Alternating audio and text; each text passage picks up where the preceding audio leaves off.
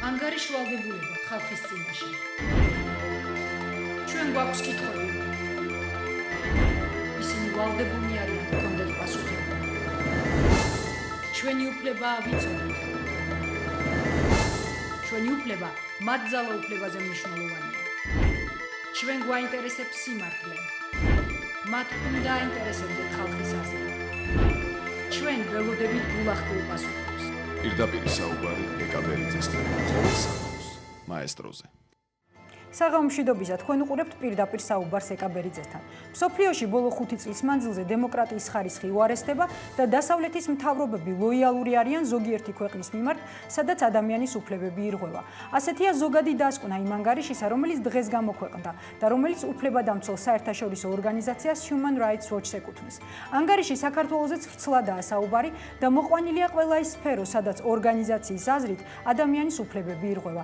დევნილები, მედია, პენიტენციალური სისტემა, ადგილობრივი არჩევნები, ძალის გადამეტება მომიტინგეებთან მიმართებაში.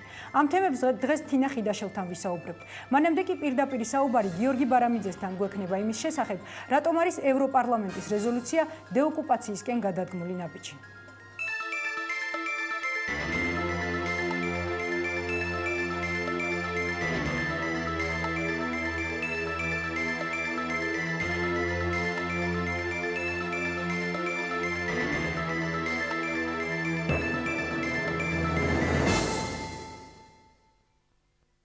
თქვენ უყურებთ პირდაპირ საუბარს, ჩვენი სტუმარია გიორგი ბარამიძე, ბატონო გიორგი, გამარჯობათ, მოგესალმებით პირდაპირ საუბრის სტუდიაში. რამდენიმე დღის წინ ევროპარლამენტმა მიიღო რეზოლუცია, სადაც აფხაზეთი და ოსეთი მოხსენიებულია ოკუპირებულ რეგიონებად. ამასთანავე ევროპარლამენტი მოუწოდებს ევროკავშირს და პირადად კეთრინ ეშტონს რუსეთს 12 აგვისტოს შეთანხმებისკენ მოუწოდოს. თუმცა, ბატონო გია, რუსეთის მიმართ არაერთი მოწოდება გაისმა დღემდეც. შედეგზე ჯერჯერობით ვერ ვსაუბრობთ ნამდვილად. როგორ ფიქრობთ, შეასრულებს თუ არა რუსეთი ევროკავშირის მოწოდებას? მოკლევადიან პერიოდში არა და ჩვენ ამგვარ მოწოდებას ალბათ კიდევ არაერთხელ მოვისმენთ, მაგრამ ეს არის პროცესი. ჩვენ ვფიქრობ ხალხს, ჩვენ საზოგადოებას კარგად ესმის, რომ ჩვენი ქვეყნის ტერიტორიის 20%-ის დეოკუპაცია და როგორც პრეზიდენტმა დანა ყველაზე ლამაზი ნაწილის გათავისუფლება ოკუპანტისაგან და მტრების ჯარისაგან აუცილებელია და ის მოითხოვს დროს.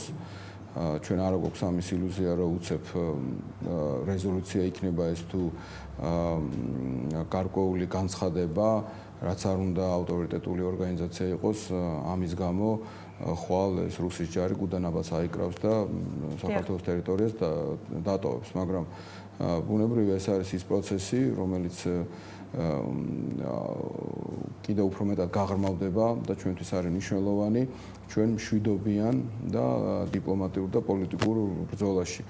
ამ რეზოლუციას კერძოდ აქვს ის მნიშვნელობა, რომ ევროპარლამენტის ლექსიკონში შემოვიდა ტერმინი ოკუპაცია ჩვენს ოკუპირებულ ტერიტორიებთან მიმართებაში და ეს არის ძალიან მნიშვნელოვანი გარღვევა ამ თვალსაზრისით ჩვენს ბრძოლაში და ასევე ერთგვარად ევროპარლამენტის არა მარტო ევროკავშირის სივრცეში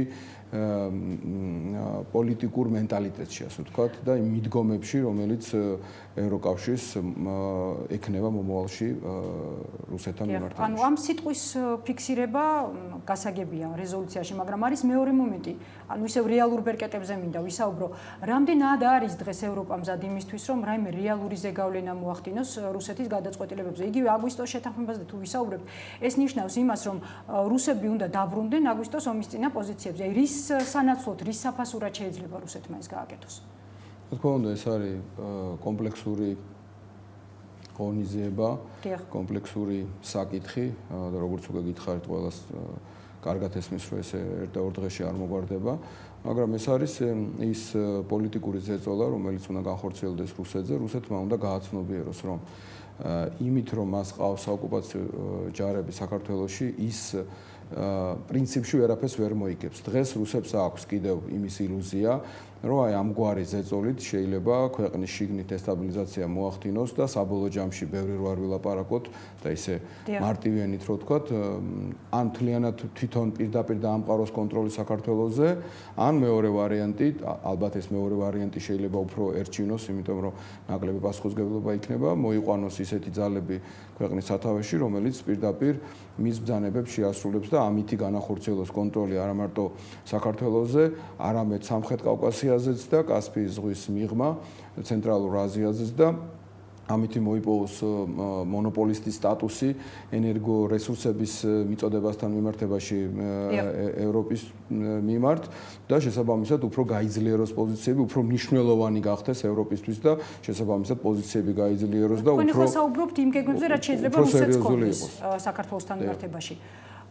მაგრამ თუ ვისაუბრებთ ისევ ევროპის გავლენაზე რუსეთზე, ანუ რამდენად შეიძლება რუსეთზე ზეგავლენის მოხდენა ევროპას იმ თვალსაზრისით, რომ თუნდაც ეს გრძელვადიანი თუ მოკლევადიანი გეგმები ვერ განხორციელდეს. სწორედ ამაზე ვსაუბრობ, რომ ევროპა უნდა აჩვენოს, რომ ამგვარ პოლიტიკის გატარებას არანაირი აზრი არ აქვს, რომ რუსეთი ამას ვერ შეძლებს, რომ იგი უფრო სერიოზული ძლიერი მოთამაშე გახდეს ამ მეთოდებით. და რითი მიგაჩნიათ, ანუ რითი უნდა აჩვენოს ეს არის პირველ ყოვლისა ისა, რომ რუსეთმა უნდა დაინახოს, რომ მიუხედავად აი ამ ძირგამომთხრელი საქმიანობისა, საქართველოს მაინც არათუ გადარჩა, არამედ ვითარდება როგორც ნორმალური ევროპული სახელმწიფო, გულისხმობ დანარჩენი 80% ვითარდება ეკონომიკურად, სოციალურად, ინტეგრაციას განიცდის დანარჩენ მსოფლიოსთან და რა თქმა უნდა პირველ ყოვლისა დასავლეთთან ვითარდება ჩვენს ქვეყანაში არა მარტო ინფრასტრუქტურა, არამედ მოსახლეობის ცხოვრების დონე იწევს, დემოკრატიული ინსტიტუტები,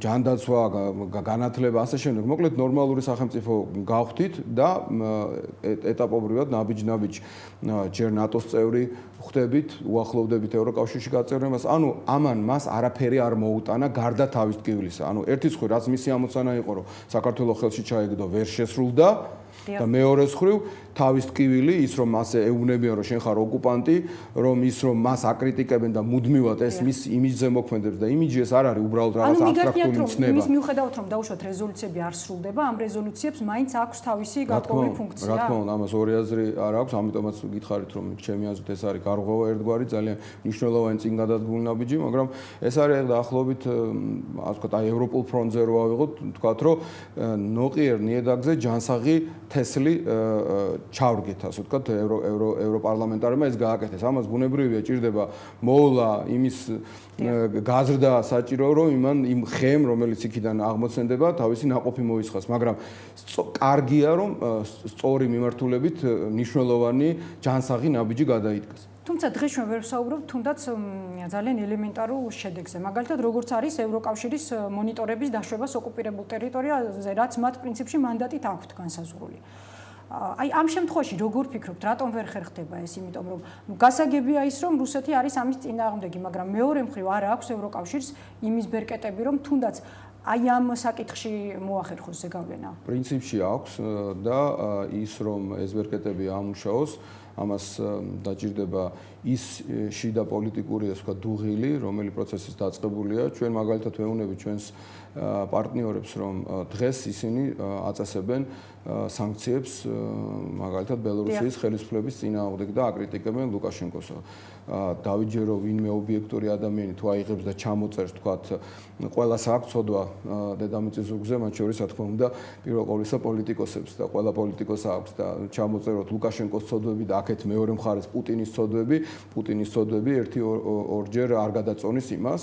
და ეს ერთგვარად უსამართლობაა. ამიტომ ის ანუ მიგასწრებთ რომ არ იქცევიან სამართლიანად, როდესაც რუსეთს ჩემი აზრით ეს ერთგვარი ასე ვთქვათ უსამართლობა არის, რადგანაც ზედმეტად ხდება პატივის მიგება რუსეთის სიდიდისთვის და რუსეთის სიძლიერისთვის და თუ კრიტიკა არის, კრიტიკა უნდა იყოს ყველას მიმართ ერთდროულად. რა თქმა უნდა, პოლიტიკური წონაც არის, იქიდან გამომდინარე რუსეთს აქვს ადგილი უშუალო უშუალობის საბჭოში და მუდმივი წერია უშუალობის საბჭოს, მას აქვს ვეტოს უფლება და ასე შემდეგ. ძალიან დიდია რუსეთის ბაზარი განსხვავებით თქვა სხვა ქვეყნების ბაზრებისგან და ასე შემდეგ. რა თქმა უნდა, რეალობა ეს არის. ახლა ჩვენიც კი არ გვიკვირს რომ ეს ასე ხდება. მე ვამბობ რომ ეს ასე არ უნდა ხდებოდეს და მაგრამ გაქვთ იმედი, რომ ასეთი სანქციები შეიძლება. იმედი მაქვს, იმიტომ რომ სიმართლე ყოველთვის გაიმარჯვებს, ამაში ვარ ღრმად დარწმუნებული. აი ეს ჩინური ზოგი წამებას ეძახის თუ ის მეთოდია, რომ აი ეს ერთი წვეთი, რომელიც ერთ წერტილში ურტყამს, ის აუცილებლად გახვრეთს, რაც არ უნდა ძლიერი ქვა იყოს და აი ეს მე არ ვიტყოდი რომ მარტო წვეთია, ძალიან მნიშვნელოვანი, ასე ვთქვათ, ნაკადია იმ ჭავლისა, რომელიც გახვრეთს ნებისმიერ მაგარ წინააღმდეგობას და საბოლოო ჯამში ევროკავშირი უფრო ძლიერ ბერკეტებს ამოქმედებს რუსეთის წინააღმდეგ, ანუ რუსეთი იგრძნობს უფრო დიდ თავის ტკივილს, განსხვავებით იმისაგან, რომ სახეიროს მისთვის ვერაფერს ვერ მიიღებს. რა შეიძლება იყოს კონკრეტული სანქცია? კონკრეტული სანქციები იგივე ჯერ დავიწყოთ პუტინისთვის და მისი გარემოცისთვის და ასევე იმ ადამიანებისთვის, რომლებიც გეგმავდნენ და რომელმაც განახორციელეს საქართველოს წინააღმდეგ აგრესია, ეთნიკური წმენდა, მოკლეს უამრავი ჩვენი თანამემამულე აგრძელებენ ამ ოკუპაციას, დაწესდეს ჯერ სანქციები, სავიზო სანქციები, გაეყინოთ მათ საბანკო ანგარიშები, მათ ახლობლებს, შვილებს აეგზალოთ ოქსფორდებში და სხვა ასეთ სასწავლებლებში სწავლა, მათ ესე წამოკოტრიალება კოდდაზურზე, როცა როგორც უყვართ ზაფხულობით, ასე შემდეგ, ანუ დისკომფორტი შეექმნა. შემდგომ უკვე სხვა ტიპის სანქციებზე შეიძლება იყოს საუბარი. სანქციებთან დაკავშირებით საუბრობდა მაგალითად ინვესტიციების შეჩერებაზე რუსეთში, ასევე სოჩი ოლიმპიადის ამგვარი რა თქმა უნდა რეალისტურად მიგაჩნიათ ასეთი რამდენად რეალისტურია ეს მეორე თემაა, მაგრამ ის რომ ამით საერთაშორისო საზოგადოებამ შეაწუხოს რუსეთი და აჩვენოს რომ ის ამით ვერაფერს ვერ იგებს ამგვარი აგრესიული პოლიტიკის გატარებით. მეორეს მხრივ საქართველოს მუდმივად ამბობს რომ ჩვენ მზათა ვართ რუსეთს გაუწოდოთ კონსტრუქციული პარტნიორის ხელი, თუ ის აღიარებს ელემენტარულს, აღიარებს საერთაშორისოდ აღიარებულ საქართველოს საზღვრებს, პატივისცემს საქართველოს სუვერენიტეტს, პატივისცემს ქართველი ხალხის თავისუფლებას, რომ თვითონ აირჩიოს როგორც თავისი ხელისუფლება, ისე თავისი საშინაო და საგარეო პოლიტიკა და ამ შემთხვევაში საქართველოს და რუსეთს აქვს ძალიან ბევრი საერთო ინტერესი. საქართველოს საზღვრების აღიარება, რამდენად არის ეს ელემენტარული საკითხი? ელემენტარული არის ცივილიზებული სახელმწიფოსთვის და რუსეთში შეიძლება ხელისუფლებაში იყვნენ ცუდი ხალხი, მაგრამ იდიოტები არ არიან, ისინი კარგად წონიან. თუ ეს ოკუპაცია მათ პოლიტიკურად, ეკონომიკურად უფრო ძვირი დაუждდებათ ერთის მხრივ და მეორეს მხრივ ნახავენ რომ ამ ოკუპაციით დავასრულებ თუ შეიძლება და გიპასუხებთ თავისუფლად და ამ ოკუპაციით ისინი მიზანს ვერ აღწევენ. მაშინ ბუნებრივია ისინი აწონ-დაწონიან. დღეს კიდევ აქვთ ეს ილუზიები, იმიტომ რომ ვიღაცები ისევ დაძვრებიან მათი ბრძანებებით, მათი მითითებებით. საქართველოს როცა იბძვის საერთაშორისო არენაზე, გამოიძახეს თავიანთი ემისრები და იქ დასვეს ქართველების წინააღმდეგ და ქართველების წინააღმდეგ, რა თქმა უნდა, ოპოზიციის წარმომადგენლებს სამარცხვინო ხალხს გულისხმობდა და ასევე იმათ გულისხმობ, რომლებიც ჩადიან იქა და პარადებზე მათთან ერთად არიან. ესენი კიდევ უგრძელებენ რუსეთს იმის ილუზიას, იმ პერიოდს, როცა მათ გონიათ რომ ისინი შეძლებენ ვიღაცა ისეთი მოიყვანონ საქართველოში, მათ გონიათ რომ ქართველი ხალხი სინამდვილეში შეყვარებულია პუტინზე, გონიათ რომ სინამდვილეში ძალიან დიდი მადლიერების გზნობით არის გამსჭვალული და მხოლოდ სააკაშვილი და მისი მთავრობა უშლის ხელს ამაში. თუმცა ბატონო გიორგი, კუკავმა და დავითაშვილმა დღეს გაავრცელეს ინფორმაცია, რომ ისინი ევროსაბჭოს დემოკრატიულმა ფრაქციამ მიიწვია სინამდვილეში, რომელსაც ბრიტანელი კონსერვატორი დევიდ ვოლშირი ხელმძღვანელობს. ბრიტანელ კონსერვატორზე ვერაფერს ვერ გეტყვით, მაგრამ ქართულმა საზოგადოებამ ტელევიზორში ძალიან კარგად ნახა მარკოვს, როგორ ქედის მოხრით ესალმებოდნენ და ასე ვთქვათ, ის მერე ინსტრუქციებს აძლევდა ქართულად ილაპარაკონ თუ რუსულად და ახლა ყველაფერი ძალიან კარგად ვიცით.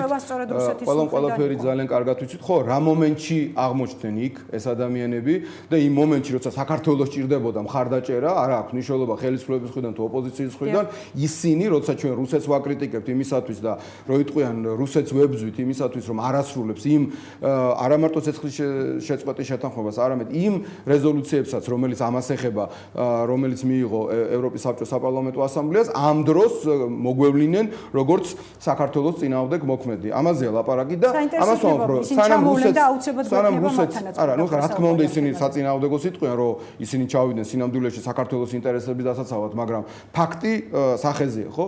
და სანამ რუსეთს ექნება ეს ილუზია, რომ ის შეძლებს საქართველოს შეჭანჭყარებას, და სანამ რუსეთს ექნება ილუზია, რომ საქართველო დაუბრუნდება რუსეთის ექსკლუზიური გავლენის სფეროს, მანამ ეს პროცესი გაგრძელდება და მინდა გითხრათ, რომ ეს ერთ და ორ თვეში არ მოგვარდება პრინციპში. მე შემიძლია გითხრათ, სანამ საქართველო ნატოში არ შევა, მანამ მეტნაკლები სიძლიერით აი ეს ჯანჭყარი საქართველოსი რუსეთის მხრიდან მუდმივად გაგრძელდება. აი როცა შევა დეოკუპაცია ნატოში შესვლამდე არარეალურად მიგაჩნია? დეოკუპაცია რეალურია, მე ვიძახი რეალურია, თუ კი სხვა ვერკეტები ამუშავდა. მაგრამ ნატოში შესვლით ეს იქნება პრაქტიკულად გარანტირებული. მაშინ საინტერესოა რას გულისხმობთ ამ შემთხვევაში სხვა ვერკეტებში. თქვენ სხვათა შორის შეაფასეთ ევროპარლამენტის რეზოლუცია ძალიან მნიშვნელოვანი გზა. ეკა ნატო არის ერთ-ერთი ნაბიჯი ამ გზაზე. ნატო არის ერთ-ერთი საშუალება იმისათვის, რომ რუსეთმა ეს დაინახოს, რომ ის ვეღარაზროს ვეღარ შეძლებს საქართველოს უკან დაბრუნებას, როგორც უმცროსი ძმის სტატუსის მქონე რაღაცა სუბიექტს, გამიგეთ? ნატო არის ჩემი აზრით უცილობელი გარანტია. არსებობს სხვა საშუალებები, მანამდეც თუ ამოქმედდა საერთაშორისო საზოგადოებრიობა და ადეკვატური ზეწოლა მოახდინა რუსეთზე, ეს შეიძლება მანამდეც მოხდეს, რა თქმა უნდა. თუმცა და ამიტომ ჩვენ არც ნატოზე არ უნდა ვიყოთ ჩამოკიდებული და არც იმაზე უნდა ვიყოთ, რომ აი ეს ერთი პატარა ნაბიჯი თუ რაღაცა ერთი რეზოლუცია ხო არაფერს გვაძლევს და მოდი ამაზე ასე ვთქვათ აქცენტს ნუ გავაკეთებთ. არა, ყოველ ნაბიჯს რატომ არის ეს მნიშვნელოვანი ნაბიჯი? იმიტომ რომ ოკუპაცია დაფიქსირდა როგორც ტერმინი. იმიტომ რომ სიმართლე დაერქვა ყველაფერს, იმიტომ რომ ჩვენ კარგად ვიცით, ხო? დარწმუნებული ვარ, მე ზუსტად ვიცი, რომ თქვენ ეს კარგად იცით და საქართველოს მოსახლეობის უდიდესმა ნაწილმა, რომ 92-93 წლებიდან მოყოლებული რუსეთს აქვს საქართველოს ეს ნაწილი ოკუპირებული, გარდა თქვათ ეხლა რაც დაიპყრო კიდევ ვთქვათ ზემო აფხაზეთი, ფრონეს ხეობა, დიდი ლიახვის და პატარა ლიახვის ხეობა, პლუს ზოგჯერ ქონდა ახალგორიც და ბოლო მომენტში ახალგორიც არ ქონდა და ეხლა მიაყოლა, ხო?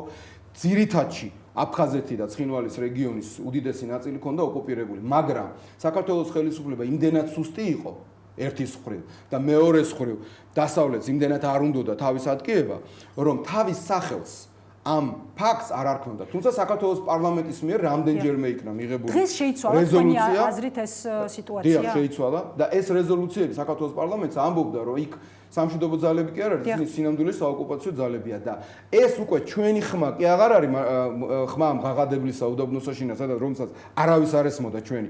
ეხლა უკვე ამ უბედურებამ, რასაც ქვია ომი რუსეთთან, მაგრამ როცა რუსეთი იძულებული გახდა უკვე ღიად შეგბრძოლებოდა, ხო, და სრულ მასშტაბიანად, თორე აქამდეც ჰქონდა ჩვენ შევარდნაძეც იყო მისული რუსულ ჩამოგდებულ თვითმფრინავთან და აქამდეც არაერთი ოფიცერი იყო რუსი და დაკავებული აფხაზეთში ომის დროს და ასე შემდეგ, რომლებიც პირდაპირ ამბობდნენ, რომ ჩვენ ესა და ესა ვარ და მოქმედებ ჩვეულებრივად როგორც რეგულარული არმია.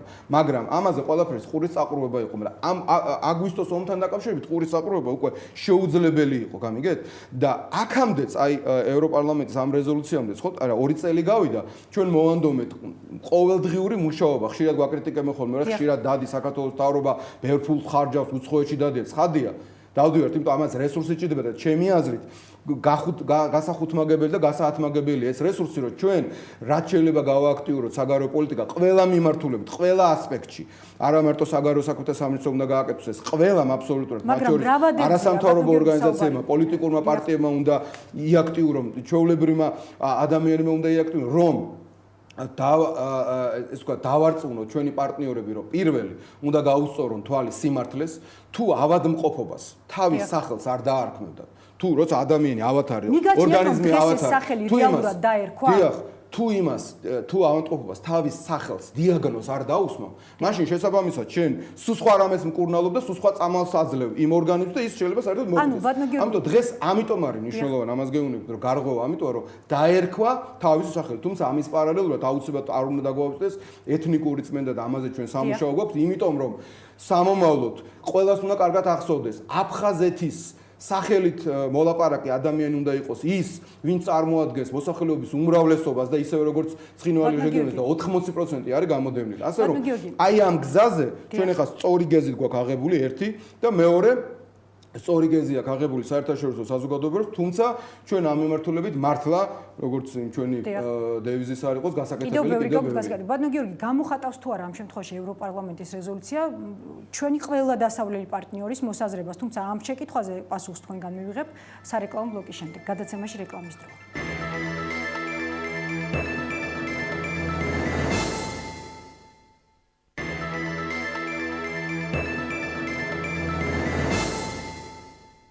თქვენ უყურებთ პირდაპირ საუბარს, ჩვენი სტუმარია გიორგი ბარამიძე. ბატონო გიორგი, რამდენად გამოხატავს ამ შემთხვევაში ეს რეზოლუცია მთელი დასავლეთის მოსაზრებას? ანუ მიგაჩნიათ, რომ რადგან ეს დაფიქსირდა რეზოლუციაში გულისხმობს სიტყვას ოკუპაცია, ეს არის ყველა ჩვენი დასავლელი პარტნიორის მოსაზრება და შეგვიძლია ჩავთვალოთ, მივიჩნიოთ, რომ ეს უკვე დაფიქსირებულია დოკუმენტალურად. სამწუხაროდ არა, იმიტომ რომ ევროპარლამენტი ეს მაინც არის ევროპარლამენტი და შესაბამისად ევროპარლამენტის წევრთა უმრავლესობის აზრს წარმოადგენს, იმიტომ რომ იქ არიან ისეთები, რომლებიც პირდაპირ რუსეთის ინტერესებს წარმოადგენენ, ზოგიერთი ეთნიკური რუსიც კი არის, მაგალითად ბალტიის სახელმწიფოებიდან და ეს პირდაპირ გახსნილად ღიად პრორუსულ პოლიტიკას ატარებენ, ზოგიერთი ჩვენ ვიცით ევროპის საბჭოს საპარლამენტო ასამბლეიდან და ნატოს საპარლამენტო ასამბლეიდან ცოტა ხნის წინ გამოვლინდა, მაგალითად ბრიტანელი პარლამენტი იყო, რომელსაც თანაშემწე ყავდა რუსი ქალბატონი აგენტი და პირდაპირ მუშაობდა, ვთქვათ, ამ ქალბატონთან და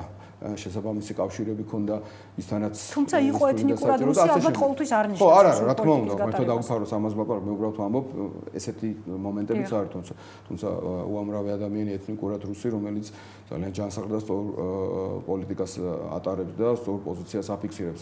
სამწუხაროდ ეს არის მხოლოდ პირველი ნაბიჯი, ეს არის ევროპარლამენტის ნაბიჯი, რაც შეეხება წევრ სახელმწიფოებს, მაგალითად, როცა ევროკავშირზე ვლაპარაკობ, იქ ჯერ კიდევ მთავრობების დონეზე ეს პოლიტიკა დასამკვიდრებელია და ამიტომ ჩვენ მაგიტომაც ვთქვი, რომ გასაათმოგებელი გვაქვს ძალისხმევა, რომ ცალკეულ სახელმწიფოებს უფრო ადეკვატური აღქმა ქონდეს სიტუაციის, რომ პოლიტიკოსებს ამ სახელმწიფოებში არ შეეძლოთ ვერ შეამჩნიონ და არ შეამჩნიონ ის, რომ რუსეთი დღეს არ არის ცივილიზებული სახელმწიფო, რომ რუსეთი დღეს არის ოკუპანტი ქვეყანა, რომელმაც განახორციელა იმზე გავლენის პირობებში რაზე გავლენაც აქვს, თუნდაც რესურსების თვალსაზრისით. ეს მიღწევადია, ეს არ არის utopia, ამას დაჭირდება დრო, ამას დაჭირდება ძალისხმევა, მაგრამ კიდევ ერთხელ ჩვენს მხარეზეა მთავარი.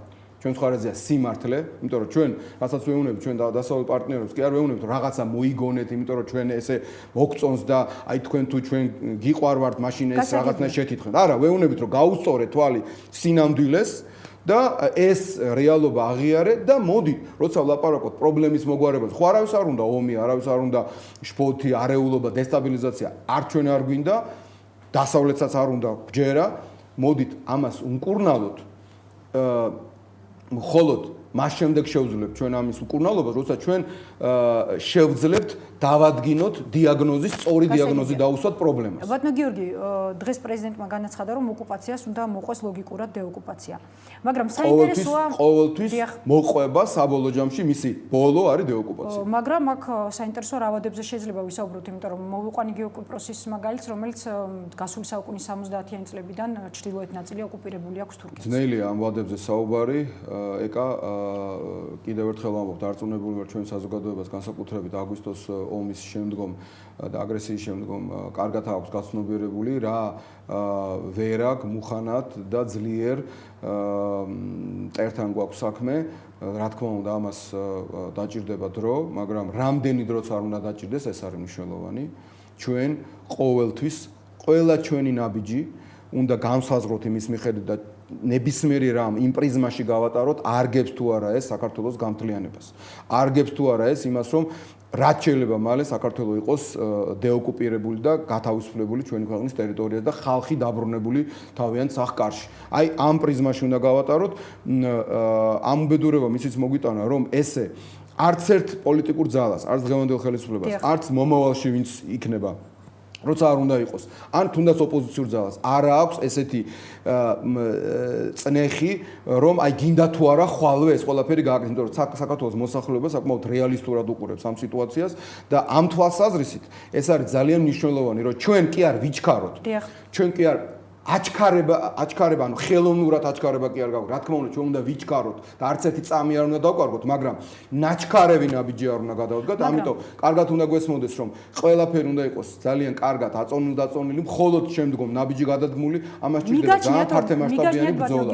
დიპლომატიური და ასეთი ნაბიჯი იყო, მაგალითად დევნილების გამოსახლება, რაც იგივე Human Rights Watch-ის შეფასებებში ძალიან კრიტიკულად არის შეფასებული. ანუ ამას უყურებენ აფხაზები და ოსები. ეს არავის არ უხარია დამერწმუნე დღეს ამის თაობაზე პრეზიდენტმაც ისაუბრა, ეს თვითოეული ჩვენთაგანის ტკივილია და იმ ხალხის თუნდაც უკანონო დაუფლებულ ფართობიდან გამოსახლება კი არ არის ვინმესთვის სასიამოვნო, არამედ ნამდვილად უბედნიერესი ადამიანი ვიქნებოდი თუ თბილისიდან ჩემი ხელით ჩავატანიებდი სოხუმამდე ნებისმიერ ნივთს იმ იქიდან გამოდევნილ ადამიანს. ჩემზე ბედნიერი ადამიანი არის, რა თქმა უნდა, უამრავი ასეთი ადამიანია, მადლობა გქონდეს. ხო, მაგრამ ჩვენ ყველას კარგად გვესმის, რომ ქვეყანაში უნდა არსებობდეს წესრიგი, კანონი, ხშირად ამის ნაკლებობის გამო ოპოზიციას გვაკრიტიკებს და საერთაშორისო ორგანიზაციებს ქვეყანა უნდა იყოს ეკონომიკურად ძლიერი, არ შეიძლება რომ სადღაც შეჭრა იყოს დაკანონების ტოლფასი. ჩვენ ყველაფერი უნდა გავაკეთოთ, რომ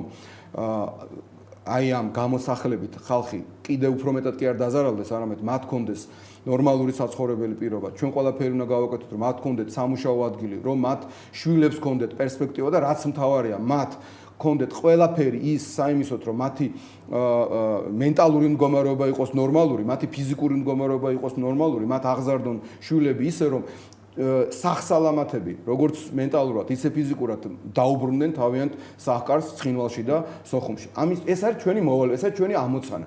რამდენად კარგად ვაკეთებთ ეს მეორეა, მაგრამ რა თქმა უნდა, ერთ-ერთი მთავარი მიზანია სანამ ისინი დაბრუნდებიან. მაგრამ იმასაც ალბათ დამეთანხმებით, რომ მთელი ამ წლების განმავლობაში 92-93 წლიდან განმავლობაში, როცა ეს ხალხი მართლა ბედისანაბარა იყო მიყრილი, დღეს სულ სხვა დამოკიდებულებას ამჟღავნებს ხელისუფლება და სულ სხვა რესურსები გაჩნდა და ვცდილობთ რომ მათი პრობლემები მოვაგვაროთ იგივე იმ სახლების აშენებით, იგივე იმ ფართობების დაკანონებით, სადაც ეს ხალხი ხო ყველგან პრაქტიკულად იყო თვითნებურად შეცვლილი. შორს წაგვიყვანს, თუმცა ამ ადამიანებს მიაჩნიათ რომ სადაც მათ ასახლებენ, მათ ელემენტარული ინფრასტრუქტურა და ამიტომ უნდა შეუქმნათ. თუ კი იქ არ არის დღეს, ძალიან ცუდია თუ არ არის, მაგრამ თუ კი არ არის, უნდა იყოს, თუ არ არის აუცილებლად სასწრაფოდ უნდა შეიქმნას ეს და ამ ხალხს უნდა რა თქმა უნდა სერიოზულ დონეზე მიეხედოს და ასევე მე დღეს ველაპარაკე კობასუბილიანს, მე ვფიქრობ, რას აკეთებს ხელისუფლება, ცოტა უფრო კარგად უნდა იცოდეს ჩვენმა საზოგადოებამ, იმიტომ რომ ხშირად არ აქვს ბოლომდე სრულად გაცნობიერებული, რას აკეთებს საქართველოს ხელისუფლება, რა კონკრეტული მაგალითებიც უნდა იყოს. მათ შორის იქ უნდა იყოს თვითკრიტიკულებიც უნდა ვიყოთ. თვითკრიტიკულებიც უნდა ვიყოთ, რაც შეცდომებს უშვებთ ამ პროცესში, ესეც უნდა ვთქვათ და ეს არის პროცესი ამდენი ადამიანის საჰკარის მიჩენა და მათთვის ამის დაკანონება ესე ადვილი არ არის. 10 წლეულები ეს არ წყდებოდა და რა თქმა უნდა ამ პროცესში ხარვეზიც იქნება, მაგრამ ეს პროცესი აუცილებლად განსახორციელებელია და მე სწორედ ეს მინდა გითხრათ, თქვენ ახსენეთ ჩვენი მოსახლეობა ოკუპირებულ ტერიტორიაზე. იმათმა გვინდა რომ დაინახონ, რომ საქართველოს ნორმალ კი პრობლემებით, შეცდომებით, მაგრამ ყალიბდება როგორც ნორმალური ცივილიზებული ევროპული სახელმწიფო. უნდა იყოს თუ არა საქართველოს მათთვის პირველ რიგში საუკეთესო ალტერნატივა იმისთვის რომ გადაწყვეტს. ეს ხომ არ არის ყველაზე ჩვენი ამოცანა. არა, ყველაზე მნიშვნელოვანი ეს არ არის, ეს არის ძალიან მნიშვნელოვანი, მაგრამ ყველაზე მნიშვნელოვანი არის დეოკუპაცია, იმიტომ რომ რაც არ უნდა დაინახონ იმათმა სულ აქ ოქროს კოშკები რო ავაშენოთ, ოკუპანტი თუ იქიდან არ გავა, ის იმ ხალხს არანაირად არ მიეცემა, ვთქვათ, რა თქმა უნდა, ელემენტარულად, ხო? და ვერანაირად ვერ გაერთიანდება ომით გახლეჩილი სოხუმის საზოგადოება და ცხინვალის საზოგადოება. თუ არ ვწდები, იძლეოდა იმის გარანტიას, რომ მიცემენ მათ არჩევანის საშუალებას. ვის დარჩენილ 20%?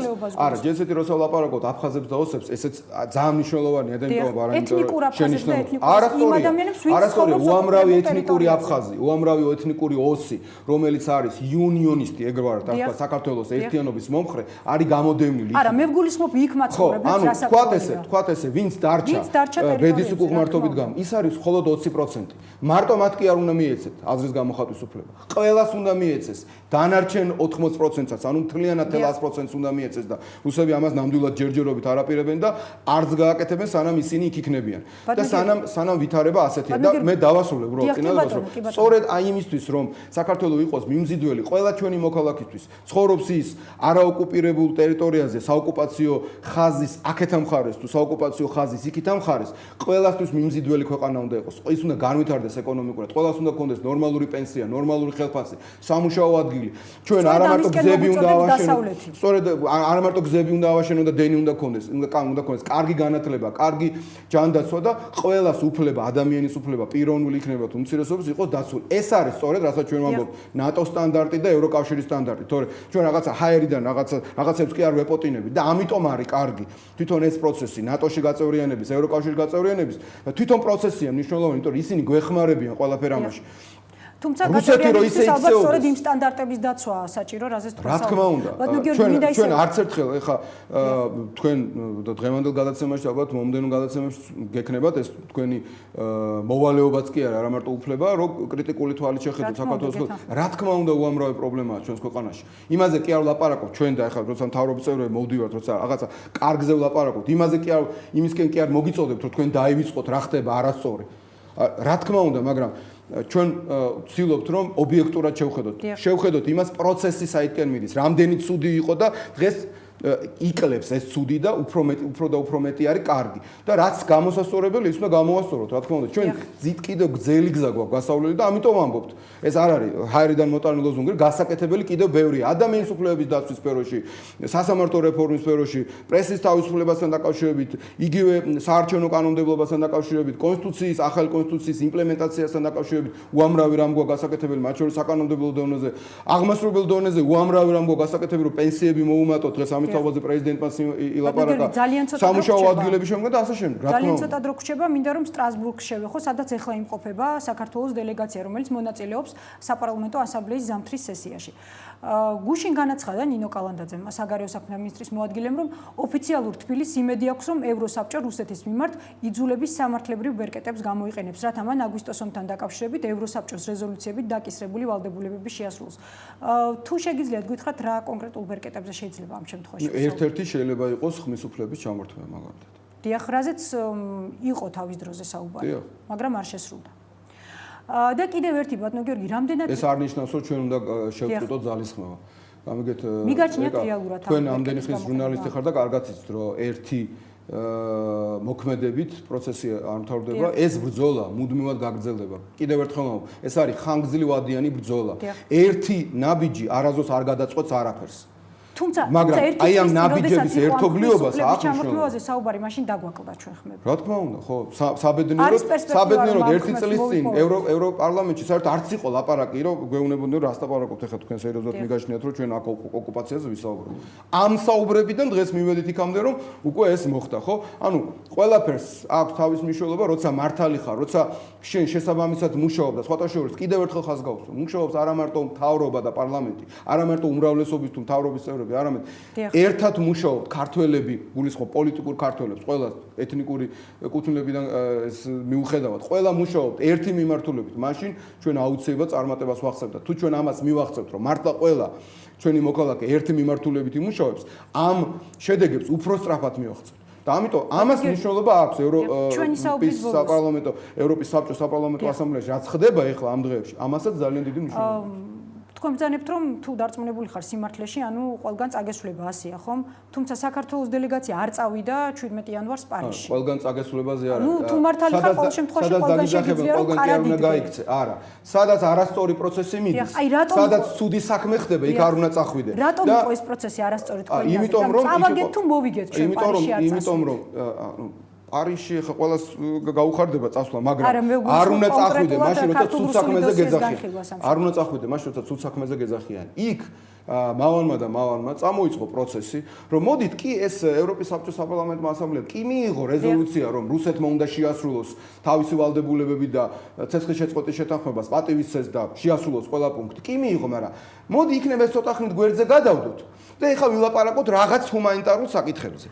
აი ასე თავგზა არ უნდა აგვიბნიოს არავინ და არ უნდა ავაბნევინოთ თავგზა არავინ. მეორე მომენტი არ არის აუცილებელი რომ ყველა ტრიბუნა გამოვიყენოთ ჩვენ სასარგებლოდ. თუნდაც ასეთი. ყველა ტრიბუნა უნდა გამოიყენო, ყველა ტრიბუნა უნდა გამოიყენო შესაბამისად. მე მაგალითად მე უბრალოდ აი კონკრეტულ მაგალითს გეტყვით. სანამ ეს სესია ჩატარდებოდა, მე მანამდე ვიყავი, ზუსტად იმ მომენტში ვიყავი ლიტვაში, შესაბამისი ასე ვთქვათ, მიწვევით და შეხვედრები მქონდა მათ შორის პარლამენტში და მათ შორის შევხვდი ლიტვის წარმომადგენელს ევროპის საბჭოს საპარლამენტო ასამბლეაში. ჩვენი მეგობრები იქ აჟღერებდნენ სწორედ იმას, რაც საქართველოს ინტერესების სასარგებლო იყო და საქართველოს თავისი არ წასულით. ძალიან კაფიოდ საქართველოს დელეგაციამ თავისი არ მისვლით ამ პროცესში მონაწილეობის არ მიიღებით და ბოიკოტით ამ პროცესის ხაზი გაუსვა, რომ ეს არის არასწორი მიმართულებით გადადგმული ნაბიჯი და ჩვენ ამ მიმართულებით თქვენ არ მოყვებით. და თუ თქვენ გაინტერესებთ რომ საქმეზე ვილაპარაკოთ საქმეზე და თუ გინდათ რომ რაღაცა პროცესის ილუზია შექმნა და სინამდვილეში მარჯვნივ რომ უნდა წახვიდე, მარცხნივ წასვლისკენ მოგვიწოდებთ, ამაში ჩვენ არ მოყვებით და ამის საშუალებას არ მოგცემთ. ამიტომ ჩვენების არ წასულით ეს არის ის ნაბიჯი, ის მოქმედება და იმ ტრიბუნის გამოყენება თუ გნებავთ ამ თვალსაზრისით, ამ სახით, რომელიც ძალიან მნიშვნელოვანი იყო. ამ სახით ჩვენ უფრო ძლიერად და უფრო ხმამაღლა ვთქვით, ჩვენი არა, ვიდრე იქ რომ მივსულიყავით, იმიტომ რომ რაც იყო, კი მართალია გარკვეული უკმაყოფილება გამოიწვია საქართველოს დელეგაციის, მაგრამ რაც იყო, მაგრამ აი ჩამოვიდა ჩვენთან საქართველოს დელეგაცია, იყო ჯაბაასი, ასთა უთანხმოება მართალია, მაგრამ მაინც ეს კარგი პროცესია. ანუ მიგაშნიათ რომ ლეგიტიმაციას მიცემდით იმ პროცესს, რომელსაც და კიდევ ერთი ჩვენი საუბრის ბოლოს ამ ლოგიკინა გამომდინარე, კოსაჩოვი მოგვიწოდებს პირდაპირ დიალოგისკენ. ჩვენი ხელისუფლებაც პრინციპში აცხადებს რომ მზადაა. კოსაჩოვის მოწოდება ჩვენ არაფერში არ ჭირდება. საქართველოს პრეზიდენტმა ეს გააჟღერა ყველაზე მაღალი ტრიბუნებიდან, მათ შორის ევროპარლამენტის ტრიბუნიდან და EUTOS ტრიბუნიდან და ასევე თავის სამშვიდობო ინიციატივის შესახებ გაუგზავნა ნატოს, ევროკავშირის გაეროს გენერალურ მდივანს, ევროპის საბჭოს პრეზიდენტს, ევროკომისიის პრეზიდენტს და ასე შემდეგ და ევროპარლამენტის პრეზიდენტს, ასე რომ აქ არაფერი ვთქვათ კოსაჩოვის სალაპარაკო არ არის, ჩვენ არაერთხელ თუმცა კოსაჩოვი ევროსაბჭოში წარმოადგენს ევროსაბჭოს საპარლამენტო ასამბლეის ერთი დეპუტატი მაგრამ ეს არის დიალოგის ასე ვთქვათ საპასუხო ნაბიჯი დიალოგთან დაკავშირებით. წავა ამაზე ხელისუფლება. ჩვენ წავალთ შესაბამის დონეზე. კოსაჩოვს ყავს თავისი ასე ვთქვათ პარტნიორები, ევროპის საბჭოს საპარლამენტო ასამბლეაში შესაბამისი პარლამენტის წევრები და ისინი ყოველთვის მზად არიან თუ კოსაჩოვს უნდა საქართველოს დეოკუპაციაზე საუბარი ნებისმიერ მომენტში, აბსოლუტურად ამ შემთხვევაში ჩემი მეგობრების ნაცვლად შემიძლია სრულ პასუხისმგებლობით ვთქვათ, დაჯდებიან თვითმფრინავში და მეორე დღეს იქნებიან სადაც იტყვის კოსაჩოვი ამ თემაზე ლაპარაკი თუ უნდათ მათ სერიოზული. ეხლა თუ რო იტყვიან საერთაშორისო საზოგადოებისთვის თვალში ნაცრის შეყრა უნდა, ეს ჩვენ დიდი ხანია ვიცით რომ ამით არიან დაკავებულები და ეხლა ამით არ უნდა მოვწყდეთ და ეხლა არც თქვენ არ უნდა დაკარგოთ ამაზე ბევრი დრო და არც მე. დიდი მადლობა. დიდი მადლობა თქვენ. ჩვენი სტუმარი იყო გიორგი ბარამიძე, გადაცემაში რეკლამის დრო, რეკლამის შემდეგ უკვე თინა ხიდაშელთან ერთად დავბრუნდებით.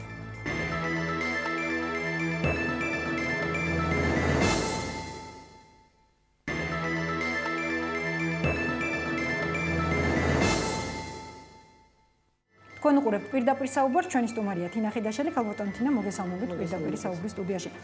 ვიდრე გადავიდოდეთ Human Rights Watch-ის ანგარიშზე, რომელიც ძალიან საინტერესოა განსაკუთრებით საქართველოსთან მიმართებაში, პირველ რიგში მე მინდა შევაფასოთ პრეზიდენტის დღევანდელი გამოსვლა. ძალიან ზოგადად თქვენი აზრით, როგორი შთაბეჭდილება გაქვთ ამ გამოსვლის შემდეგ?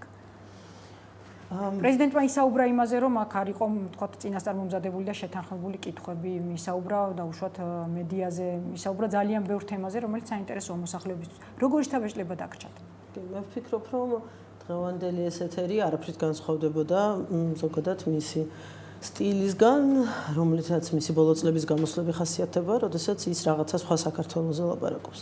მთელი დანარჩენი ქვეყანა ერთ რეალობაში ცხოვრობს, ან ქვეყნის უმრავლესობა, მოდით ესე ვთქვათ, ერთ რეალობაში ცხოვრობს და მისი ხელისუფლება სხვა ქვეყანაში ცხოვრობს. მე შემიძლია რომ რამოდენიმე ძალიან კონკრეტული მაგალითი მოვიყვანო, რომელმაც ყველაზე უფრო მეტად შემაშფოთა, იმიტომ რომ ყველა არსებობს ტყუილით, არსებობს რაღაცაზე თვალის დახუჭვა, მაგრამ არ შეიძლება ესეთი ცინიკური იყოს საკუთარი მოსახლეობის გაჭირვების მიმართ. მაგალითად, ანუ ყველაზე მწვავე რა იყო? მაგალითად, სააგაშვილმა თქვა დღეს ესეთი რამ, რომ 5 წლის წინ საქართველოში შიმშილობდნენ და დღეს საქართველოს შიმშილის პრობლემა მაინც აღარ დგას.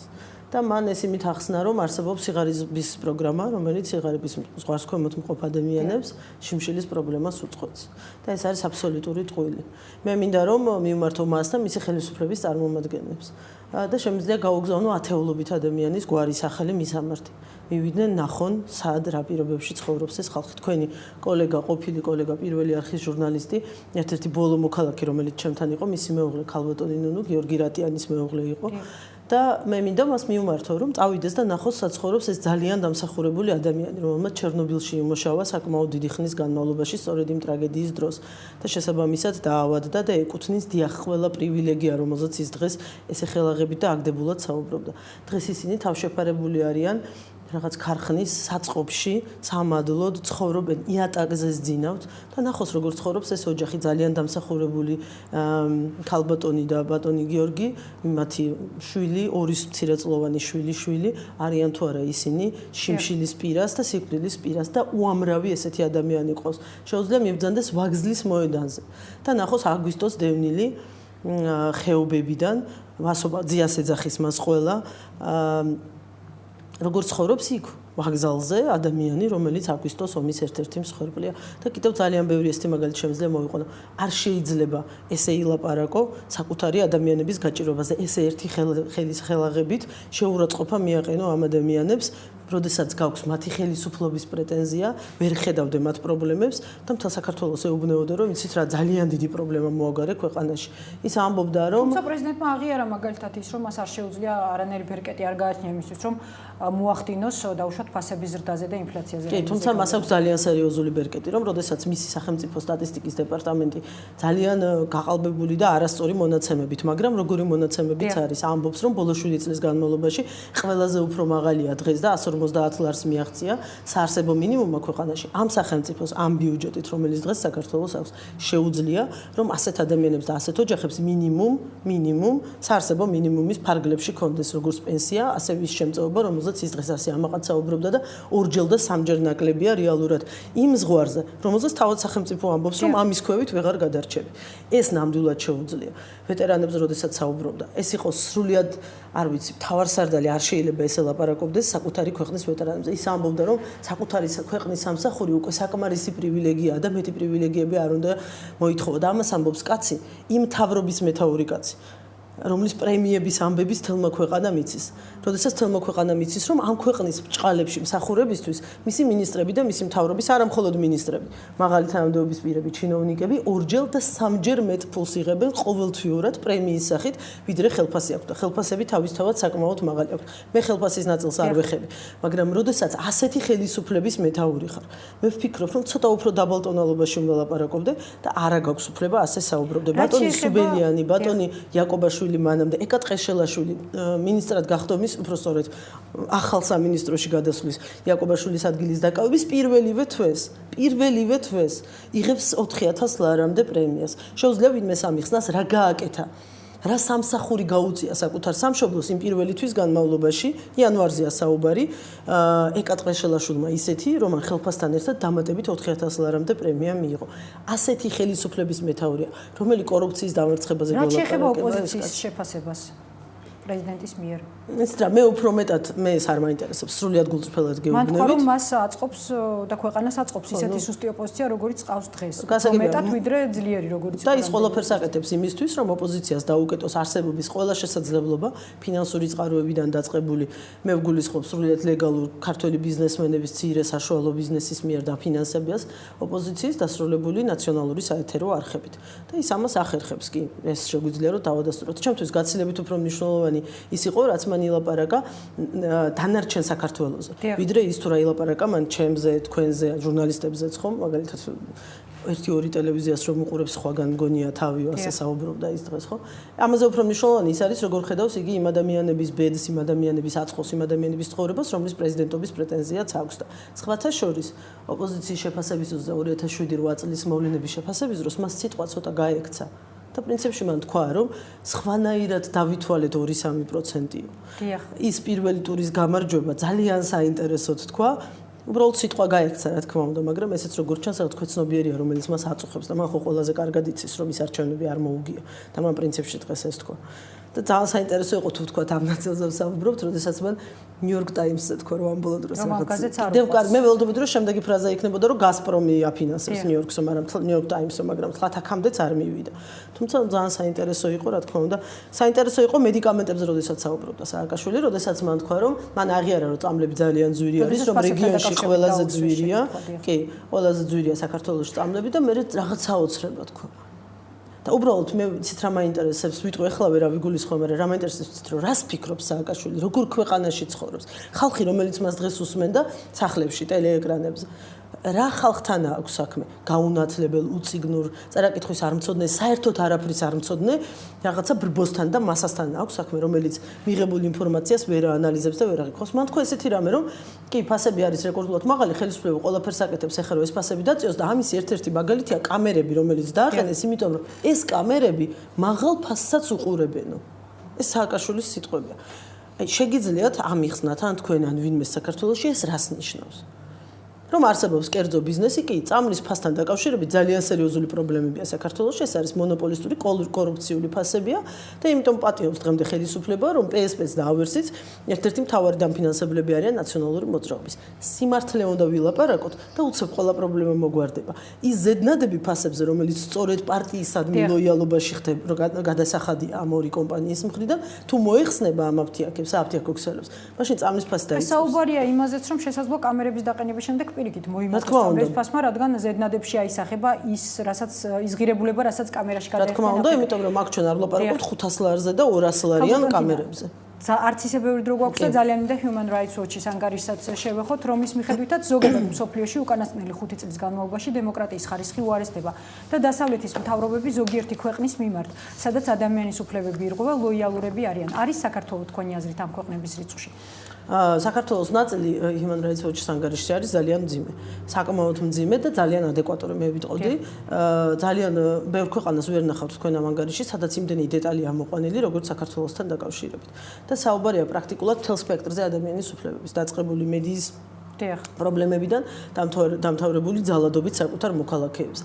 კონკრეტულად არის საუბარი 15 ივნისის დარბევაზე და მის არ გამოძიების გამო ხელისუფლების პასუხისმგებლობაზე, 23 ნოემბერს ახალგაზრდების დაპატიმრებაზე და ამის არ გამოძიებას და ხელისუფლების პასუხისმგებლობაზე, სხვადასხვა ძალადობაზე, რომელსაც თელ ჩვენი წლის მაინტერესებს თქვენი აზრი იმასთან დაკავშირებით, არის თუ არა საქართველოს იმ ქვეყნების რიცხვში, სადაც ადამიანის უფლებათა დარღვევაზე დასავლეთი ხუჭავს თვალებს? არა, მე ამას არ ვიტყოდი, იმიტომ რომ ჯერ ერთი ეს ანგარიში არის ამის დასტური, რომ დასავლეთი არ ხუჭავს. თუმცა ეს არის ძალიან ანგარიშგასაწევი, ძალიან მნიშვნელოვანი არასამთავრობო ორგანიზაცია, რომლის აზრსაც დიდ ყურადღებას აქცევენ.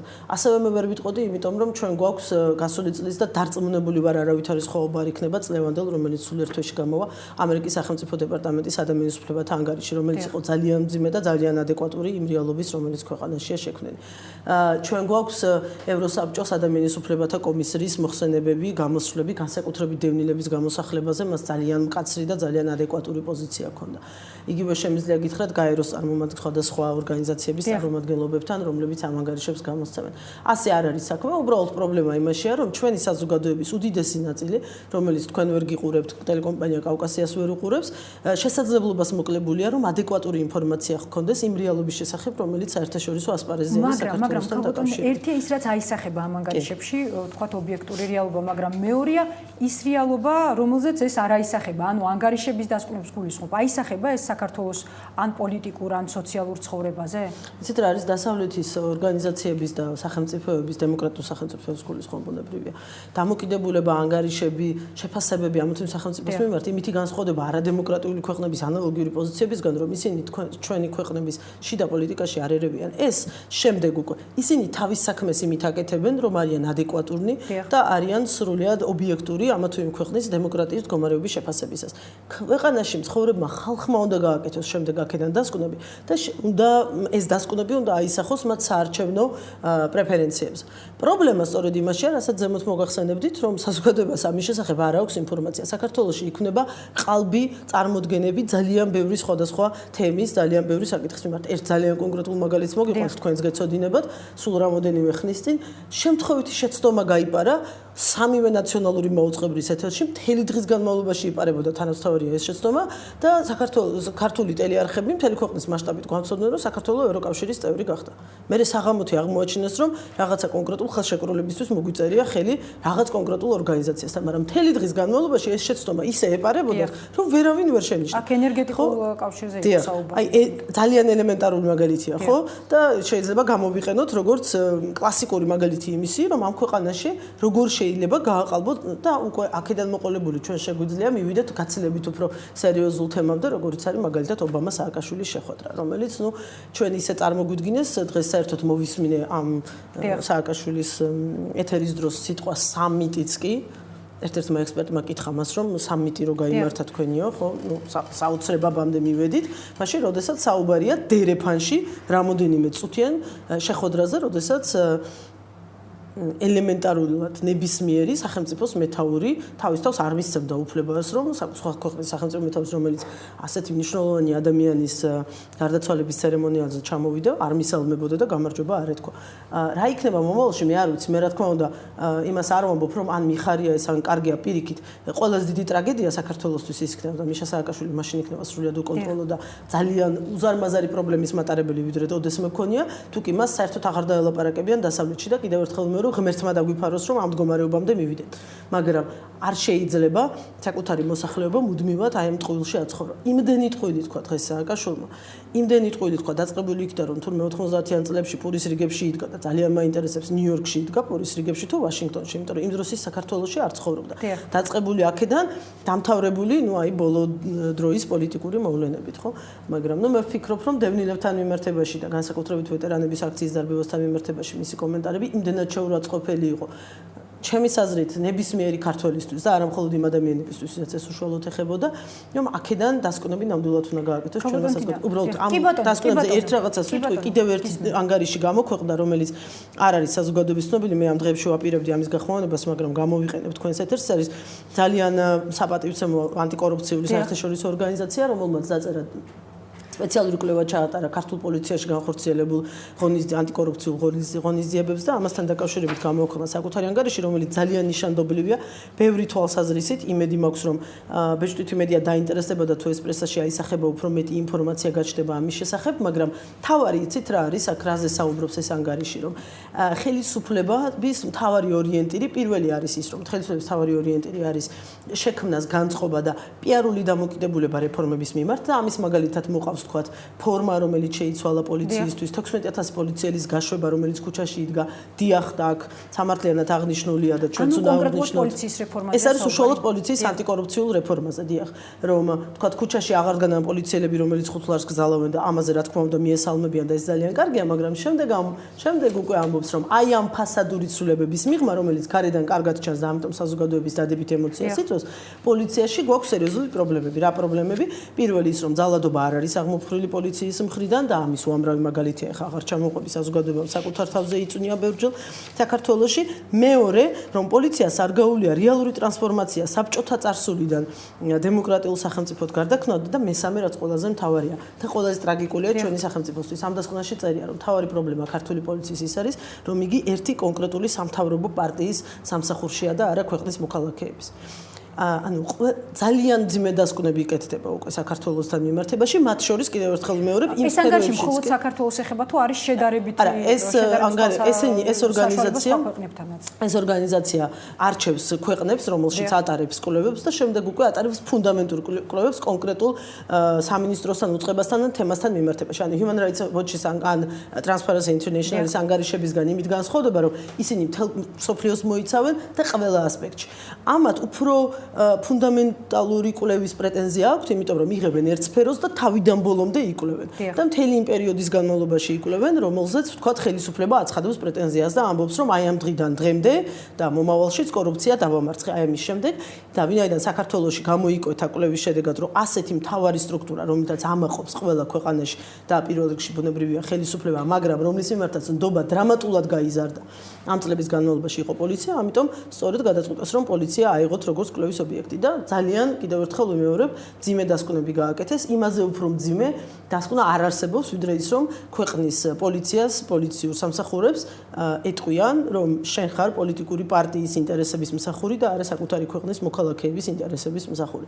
მაგრამ კიდევ ერთხელ ვიმეორებ, ამას წავიკითხავთ ჩვენ, თქვენ, კიდევ რამოდენიმე ათეული ადამიანი გავრცელდება Facebook-ში, კი ბატონო, იქ იქნება ბჭობა ამის შესახებ, მაგრამ ფართო საზოგადოებას ეს ინფორმაცია არ ექნება.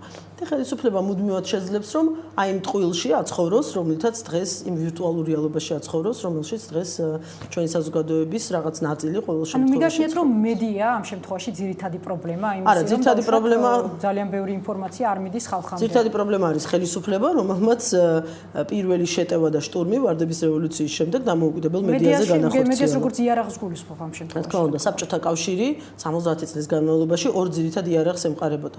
ეს იყო პროპაგანდისტული მედია და ეს იყო პოლიციური მმართველობა. დღეს საქართველოში ორივე სახეზე. ქალბატონო, ძალიან ზოგადად მინდა საქართველოს შესახებ Human Rights Watch-ის ანგარიშიდან ძალიან მცირე ნაწყვეტი წავიკითხო. სიტუაცია ადამიანის იმისთვის რომ მაყურებელს შეექმნას წარმოდგენა.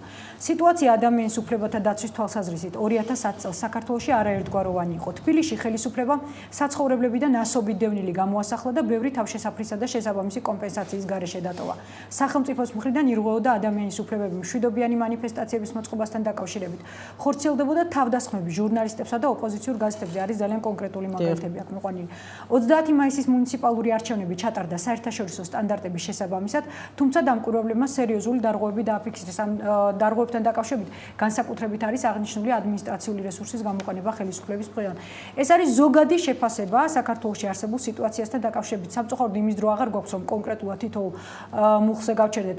ამიტომ მაინტერესებს თქვენ რას გამოყოფთ განსაკუთრებით აი ამ ჩამონათვალში. რა არის ყველაზე მნიშვნელოვანი თემა, ყველაზე მნიშვნელოვანი დარღვევა, რაზეც საუბრობს Human Rights Watch-ი? მე ვფიქრობ, რაც აერთიანებს ამ თემების უმრავლესობას, ეს არის ძალადობა. სახელმწიფოს მხრიდან ძალადობა საკუთარ მოქალაქეებზე.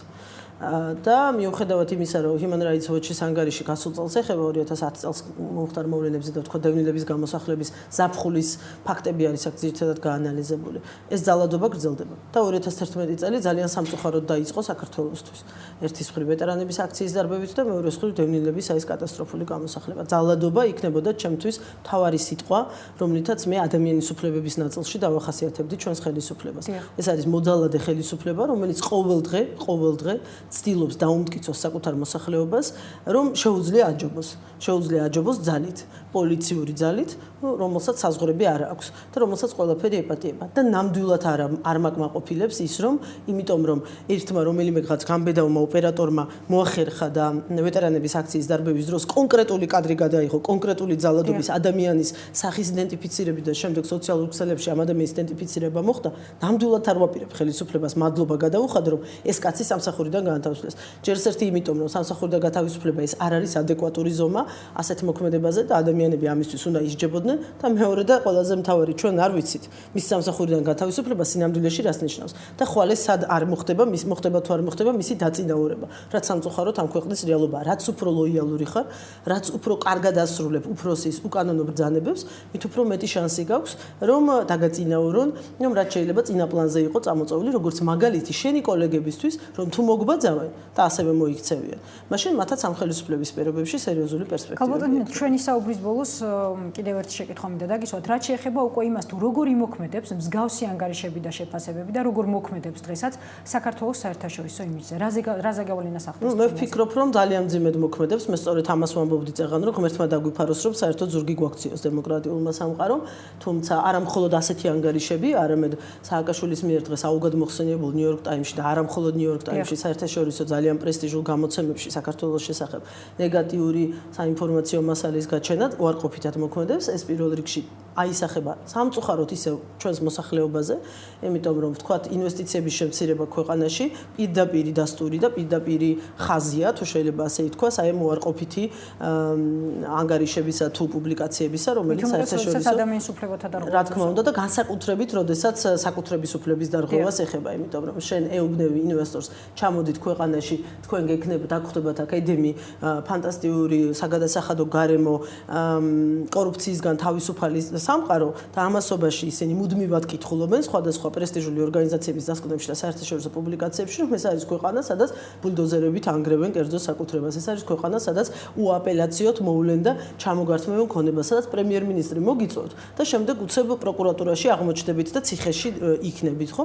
ასეთ ქვეყანასთან სერიოზული ურთიერთობები, ასეთ ქვეყანაში გრძელვადიანი ინტერესის ჩადება, ინვესტიციის ჩადება, რა თქმა უნდა, სულ უფრო და უფრო რისკის მატარებელი ხდება და დღეს სააკაშვილმა მაბრძანა, რომ თურმე, ეს ხო დიდი ხანია ვიცით, თუმცა დღეს სიახლე ამაში არაფერი არ იყო, რომ ანაკლი არის ახლა მთავარი ადგილი, სადაც ინვესტიციები უნდა ჩაიდოს და მათ შორის საუბრობდა იმაზე, რომ დევნილები უნდა ჩაასახლონ ინვესტიციაში და მე უბრალოდ საუბრობს რომ არ შემიძლია ეს თქვა, რომ ძალიან მეშინია მისი აი ამ ავანტიურისტული გეგმების, იმიტომ რომ ჯერ ერთის მხრივ მთელი მსოფლიო დაგვრჩენის, მაგალითად ესპანურ მედიაში იყო ძალიან სამარცხვინო ჩვენთვის, მთელი ქვეყნისთვის პუბლიკაციები, როდესაც სააკაშვილმა ესპანეთიდან ჩამოყვანილი ბიზნესმენები წაიყვანა ანაკლიაში და თხოვდა ევედრებოდა რომ იქ ჩაედოთ მაინც და მაინც ინვესტიცია და შემდეგ სრულად ესპანური მედია წერდა რომ ფრონტის წინახაზე გთხოვდნენ მილიონების ჩადებას და ამას რომელი ნორმალური გაკეთებს და ეხლა დევნილების ჩაყვანას და ჩასახლებას აპირებს იქ, იმიტომ რომ აი ეს პოლიტიკა გრძელდება.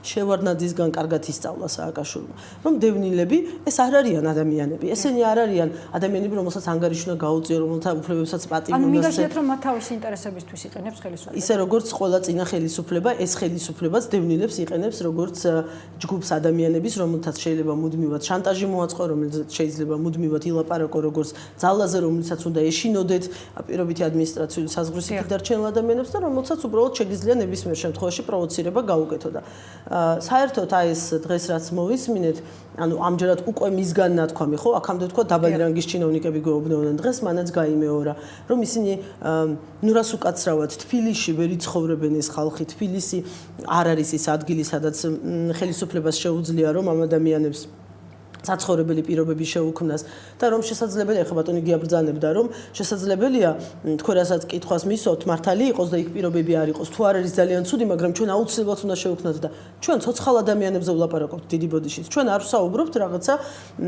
საგნებზე რომელსაც ხან ერთ ადგილზე დადებ ხან მეორე ადგილზე დადებ და თუ მეორე ადგილს არ მოუხდა მე ისევ გადაადგილებ და პირველ ადგილზე დადებ ვლაპარაკობთ ცოცხალ ადამიანებზე ცოცხალი ისტორიებით ბავშვებზე ახალგაზრდებზე რომლებიც სკოლაში დადიოდნენ ბაღში დადიოდნენ და უცებ სატვირთო მანქანებში ჩასვეს და სადღაცას წაიყვანეს, რომელზეც დღეს მინისტრი გვეუბნება, რომ იცი რა, შეიძლება შეგვაშალა, მაგრამ არა უშავს, მე შევუქმნით პირობები და სანამ მოიფიქრებს ხელისუფლება, რომ პირობები შეუქმნას, ჩავიდეს და ელაპარაკოს, მანამდე რა უნდა ქნას ამ ხალხმა, ძალიან მაინტერესებს.